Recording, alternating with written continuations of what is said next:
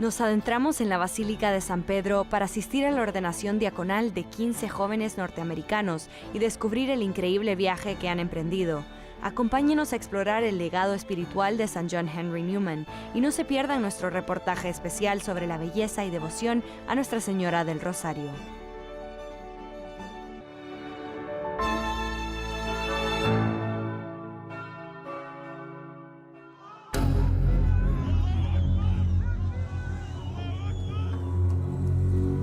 El 7 de octubre de 2023, Hamás asaltó la frontera con Israel.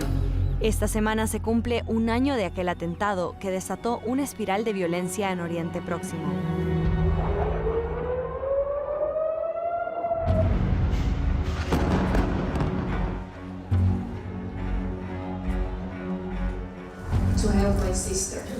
Los grupos militantes secuestraron a más de 251 personas, entre ellas al estadounidense Hersh Goldberg Polin.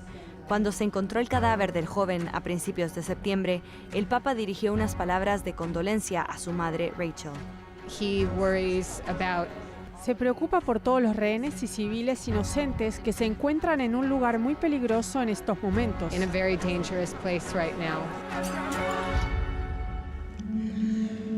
Y ahora te suplicamos.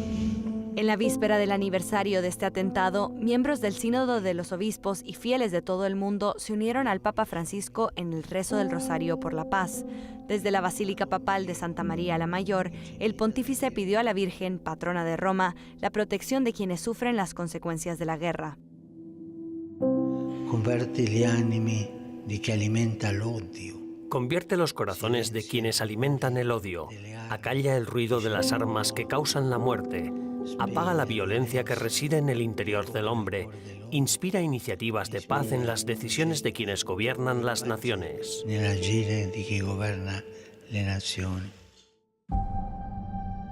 El Papa rezó por los oprimidos a causa de las injusticias y destacó el dolor de quienes lloran la muerte de sus propios hijos.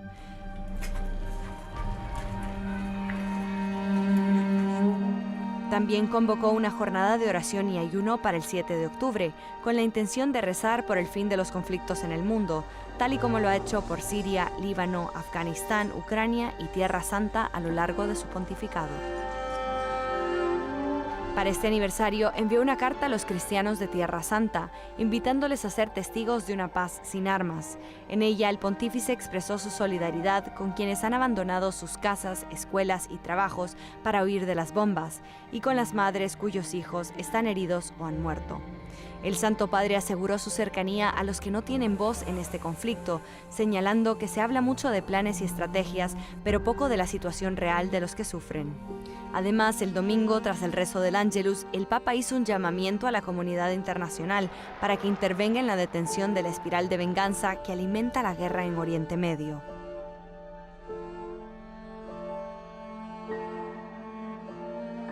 Non dimentichiamo che ancora ci sono molti ostaggi a Gaza. No olvidemos que todavía hay muchos rehenes en Gaza, por los que pido su liberación inmediata. Desde aquel día, Oriente Medio se ha sumido en un sufrimiento cada vez más agudo, con acciones militares destructivas que siguen afectando a la población palestina. Che continuano a colpire la popolazione palestinese.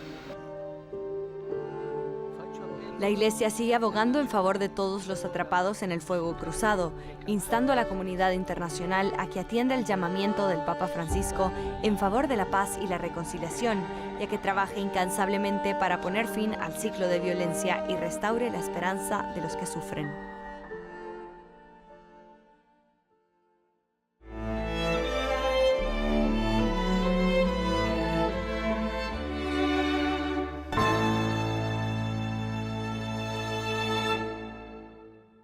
E adesso sono lieto di annunciare. Me complace anunciar que el 8 de diciembre celebraré el consistorio para el nombramiento de nuevos cardenales. Per la nomina di nuovi cardenali. La loro provenienza esprime. Su origen refleja la universalidad de la Iglesia, que sigue anunciando el amor misericordioso de Dios a todos los hombres. A tutti gli uomini della terra.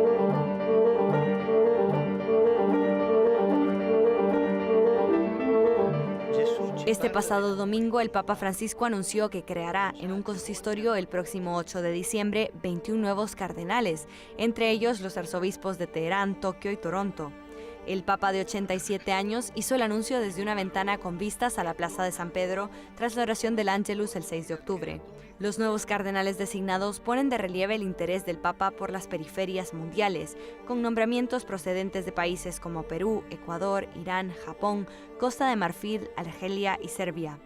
En particular, aparte de algunos italianos, solo 2 de los nuevos cardenales, el predicador dominicano Timothy Ratcliffe, antiguo maestro general de la Orden Dominicana, y el arzobispo de Toronto, Francis Leo, proceden de Occidente. Estos nombramientos ponen de relieve el esfuerzo de Francisco por cambiar el liderazgo de la Iglesia, pasando de ser principalmente occidental a ser más global. Desde su elección en 2013, el Papa Francisco ha creado 142 cardenales de 70 países distintos en 9 consistorios. El más reciente se celebró el 30 de septiembre de 2023. Desde el último consistorio, 15 miembros del Colegio Cardenalicio han cumplido 80 años, perdiendo así automáticamente su derecho a votar en una futura elección papal.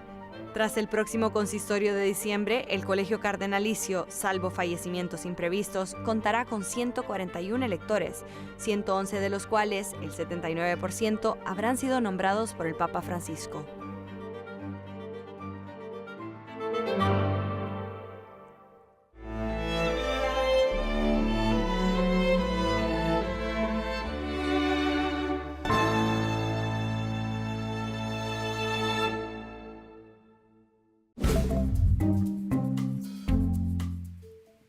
Hola y bienvenidos al Vaticano Updates de esta semana, las noticias más importantes del Santo Padre y del Vaticano.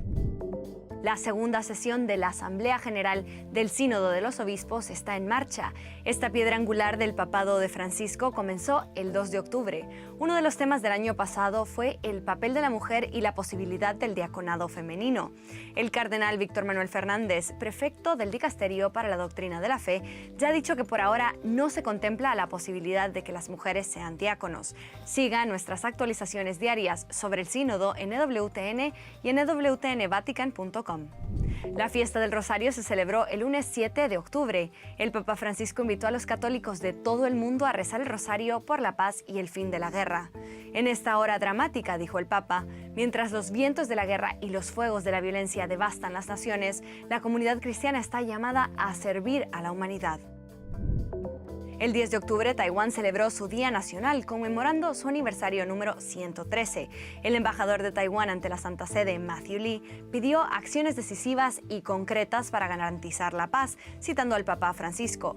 La Santa Sede mantiene lazos diplomáticos con Taiwán desde hace 82 años, pero no mantiene relaciones con la República Popular de China. Estén abiertos al don de la vida. Con estas palabras, el Papa Francisco se dirigió a los matrimonios en su discurso dominical del Ángelus. Recordó un reciente encuentro con un padre de 8 hijos que el Papa lo calificó de gran consuelo. En su discurso desde el Palacio Apostólico el 6 de octubre, animó a las parejas a reflexionar sobre su apertura a los hijos. El Papa Francisco ha expresado en repetidas ocasiones su preocupación por el invierno demográfico de Europa, con países como Italia que se enfrentan a tasas de natalidad históricamente bajas. La Basílica de San Pedro ha anunciado la conclusión de la restauración del baldaquino de San Pedro, que se alza sobre el altar mayor y marca la tumba del apóstol San Pedro. La obra de Bernini restaurada se inaugurará el 27 de octubre. Gracias por ver una vez más Vaticano Updates. Paola Riaza para WTN Vaticano.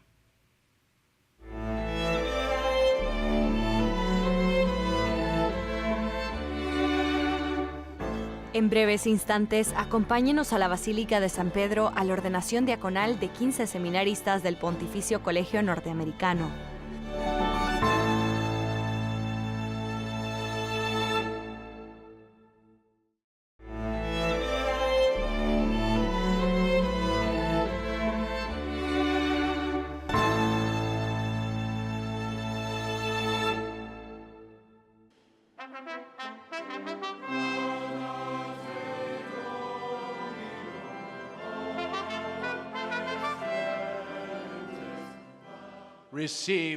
Recibid el Evangelio de Cristo en cuyo heraldo os habéis convertido.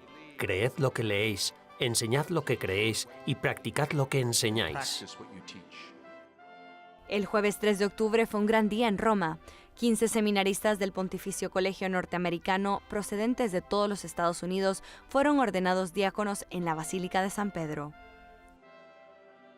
El arzobispo Alexander Sample, de la Arquidiócesis de Portland, Oregon, presidió la celebración ante unos 1,500 asistentes. He shed his blood for his bride, the church. Durante su homilía, el arzobispo agradeció a las familias los dones de sus hijos entregados ahora a la Iglesia y recordó a los jóvenes su nueva identidad: ser imagen de Cristo, el verdadero servidor. Believe what you read, teach what you believe, and practice what you teach. Uno de los momentos más importantes fue cuando el obispo nos entregó el libro de los Evangelios. Literalmente sentí el peso de que esta era mi responsabilidad, que Jesucristo fuera proclamado. Los primeros diáconos fueron 7 hombres elegidos para servir a la comunidad cristiana primitiva durante su rápido crecimiento, respondiendo a la preocupación de que algunas viudas estaban siendo desatendidas. Los apóstoles los nombraron para que pudieran centrarse en la predicación del Evangelio, tal y como Cristo había ordenado. Así pues, reunieron al resto de los discípulos, les explicaron su dilema en relación con las viudas desatendidas y les pidieron que elijan de entre ustedes a 7 hombres de buena reputación, llenos del espíritu y de sabiduría, a quienes podamos nombrar para esta tarea. Estás en una gran basílica, sobre la tumba del príncipe de los apóstoles Pedro. ¿Y quién soy yo para ser digno de ser ordenado aquí en San Pedro? Fue una experiencia increíblemente conmovedora.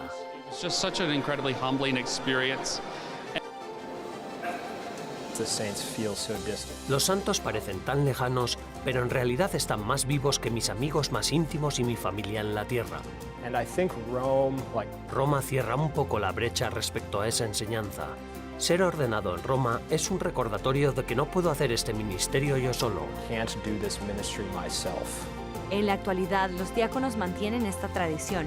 El propio nombre viene del griego servir, y los diáconos ejercen este servicio de diversas maneras. Estoy muy emocionado por poder predicar. El mensaje que Dios nos da para predicar, es decir, el Evangelio, pasa a través de nosotros y nos convierte, y luego se desborda hacia las personas que Dios está llamando hacia Él. No puedo imaginar una vida más estimulante que esa. Parte del ministerio del diácono consiste en predicar el Evangelio. Para estos hombres recién ordenados, esta responsabilidad no es solo un deber, sino una profunda alegría. Para mí, el acercarme a la ordenación diaconal es un auténtico momento de alegría, pero también de paz. La preparación para las órdenes sagradas comienza antes del seminario, cuando un hombre profundiza en su relación con Dios y discierne una posible vocación al sacerdocio. La preparación formal en el seminario dura de 5 a 7 años y se centra en el estudio, el trabajo pastoral, el ministerio sacramental y el crecimiento en la oración.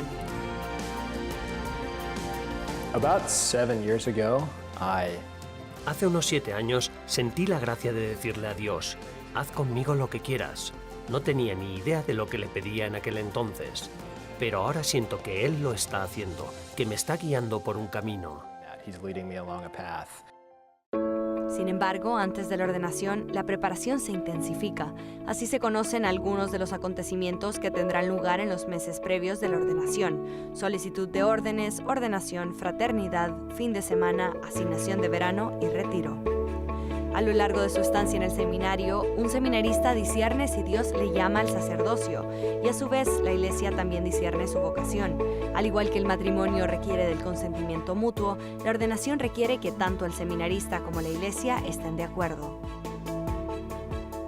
Dar la vida da miedo, y así fue hasta que me postré en el suelo. Al levantarme, me sorprendió la alegría, la paz y el descanso que sentí. Al postrarse en el suelo de mármol de la Basílica de San Pedro, estos hombres simbolizaron su entrega total a Dios. Levantándose, entraron en un nuevo capítulo de su vocación con paz y un propósito renovado. Podía oír a la iglesia rezando por mí y me sentía como flotando en una nube de testigos, una nube de oraciones.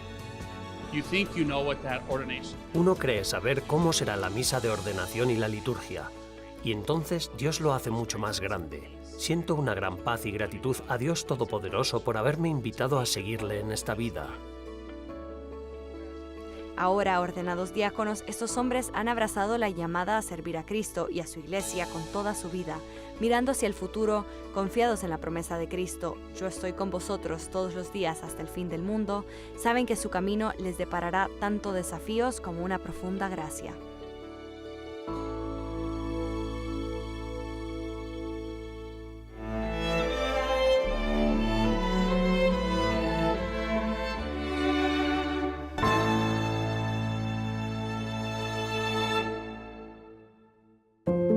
Hace 5 años, ante miles de peregrinos congregados en la Plaza de San Pedro, el Papa Francisco declaró santo al cardenal John Henry Newman. Académico brillante, poeta, teólogo y una de las figuras más carismáticas del siglo XIX, Newman dejó una huella indeleble en su tiempo. Nacido en la Inglaterra de 1801, creció en el seno de una familia anglicana.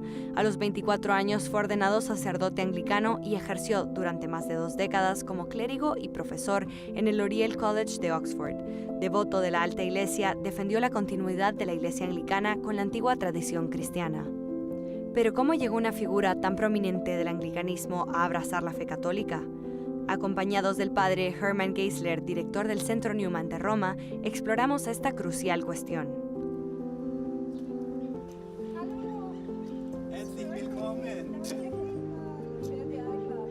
He knew that the Church of Rome was the mother of the church in England. Sabía que la Iglesia de Roma era la madre de la Iglesia de Inglaterra, porque quien había enviado misioneros a Inglaterra para proclamar la buena nueva había sido el Papa Gregorio Magno. Así que Newman sabía que Roma era la madre de la Iglesia de Inglaterra, pero por otro lado, estaba convencido, como la mayoría de los anglicanos de esa época, que el Papa era el anticristo y que la Iglesia católica era una iglesia hereje, así que tenía sentimientos encontrados. Our Lady and the saints.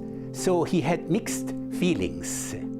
Durante el primer viaje que realizó a Italia en 1833, se produjo un acontecimiento fundamental que marcaría un punto de inflexión en la conversión de Newman hacia el catolicismo. And there he got very sick. Se puso muy enfermo, contrajo tifus, y pensó que tendría que morir cuando, en su delirio, gritó: no moriré porque no he pecado contra la luz.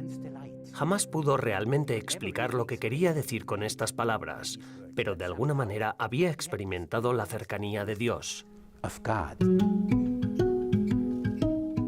En 1833, inspirado por Newman, se fundó el movimiento de Oxford. Su objetivo era poner de relieve los elementos católicos de la tradición religiosa inglesa y provocar un renacimiento de la Iglesia en Inglaterra. Newman se convirtió rápidamente en el líder clave del movimiento. Sin embargo, en 1845, tras un profundo estudio de los padres de la Iglesia y de los primeros siglos del cristianismo, Newman alcanzó a comprender los errores del anglicanismo y tomó la decisión de convertirse definitivamente al catolicismo, decisión que le cambiaría la vida por completo. He wanted to Catholicize the Anglican Communion. Quería catolizar la comunión anglicana, pero se dio cuenta de que eso no era aceptado por la Universidad de Oxford, donde era profesor, y tampoco fue aprobado por el obispo anglicano de Inglaterra, así que decidió retirarse a un lugar sencillo en la periferia de Oxford, y allí permaneció 4 años. Estudió, rezó, ayunó, solo pidiendo al Señor: muéstrame el camino, ¿a dónde ir? Just asking the Lord, show me the way where to go. Roma era el destino de Newman. Siguiendo sus pasos por la ciudad eterna, podemos descubrir el camino de su vocación, visitando los lugares donde vivió, estudió y oró. En 1846, su obispo le envió a Roma para preparar su ordenación. Ingresó en el Colegio Misionero de Propaganda Fide, situado en la Plaza de España, ya que Inglaterra se consideraba entonces un país de misión. Newman pasó ahí 1 año y al poco comenzar su estancia tuvo un encuentro extraordinario. Already the Pope.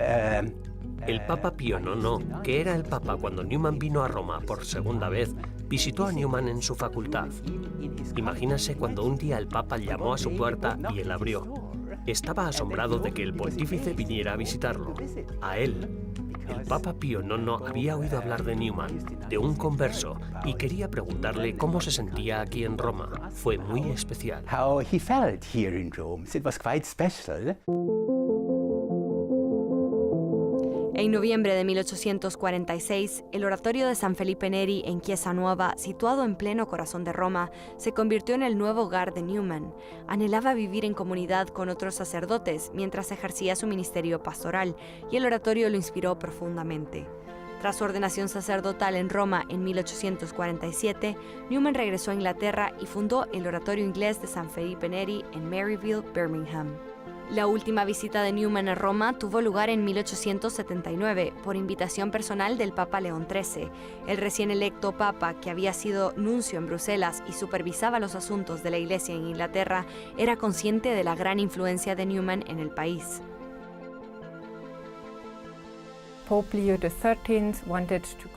El Papa León XIII quiso crearlo cardenal. Le llamaba el mio cardinale, siempre con una sonrisa. Newman aceptó la invitación. El Papa conocía a Newman y su influencia desde su época como nuncio en Bruselas, porque allí también se había encargado de la Iglesia de Inglaterra.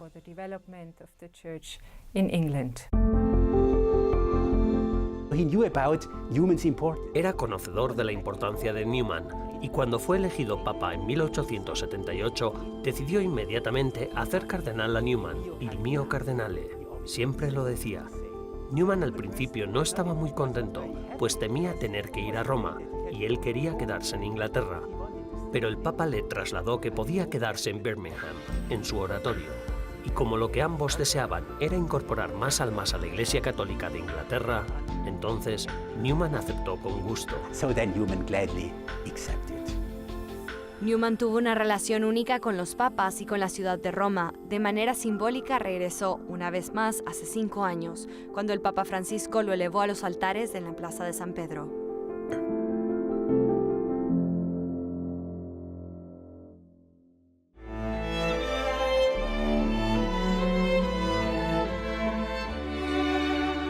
Tras una breve pausa, volveremos con una sección muy especial sobre Nuestra Señora del Rosario.